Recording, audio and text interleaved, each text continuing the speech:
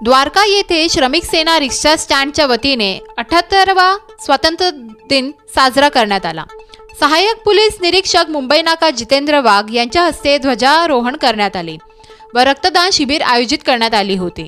रक्तदान देणाऱ्या नागरिकांना पुष्पगुच्छ व प्रमाणपत्र पोलीस निरीक्षक जितेंद्र वाघ व बाळासाहेब पाठक यांच्या हस्ते देण्यात आले। 100हून अधिक नागरिकांनी रक्तदान केले। उपस्थित बाळासाहेब पाठक, श्रमिक सेना कार्याध्यक्ष बब्बू सय्यद, मतीन शेख, अतिक मामू, नदीम शेख, जाकीर शेख, इम्तियाज शेख, इरफान पठाण, सुभाष पटेल, इरफान मणियार, शंकर मंडलिक, मुन्ना सय्यद, शकूर सय्यद, राजू शेख, अली शहा, अकबर शेख, हमीद शेख, श्रमिक सेना पाथर्डी फाटा, द्वारका रिक्षा स्टँडच्या वतीने हा कार्यक्रम पार पडला।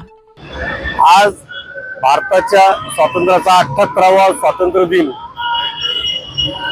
द्वारका श्रमिक सेनेचे अध्यक्ष मान्य बब्बू भाई शेख आणि मतीन उम्मू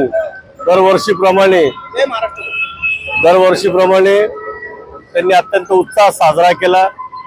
स्वातंत्र्य झेंडावंदन कार्यक्रम मुंबई नाक्याचे माननीय सहाय्यक पोलीस निरीक्षक वाघ साहेब यांच्या हस्ते झाला आणि त्याच निमित्ताने साधारणतः 100 रक्तदान पिशव्यांचा रक्तदानाचा संकल्प बब्बू शेख आणि त्यांच्या सहकाऱ्यांनी केला असून रक्तदान चालू झालेलं आहे। आणि या स्वातंत्र्य दिनाच्या सगळ्या नाशिककरांना आणि हिंदुस्थानवासियांना खूप खूप शुभेच्छा। स्टार न्यूज साठी मोहसिन पठाण, नाशिक।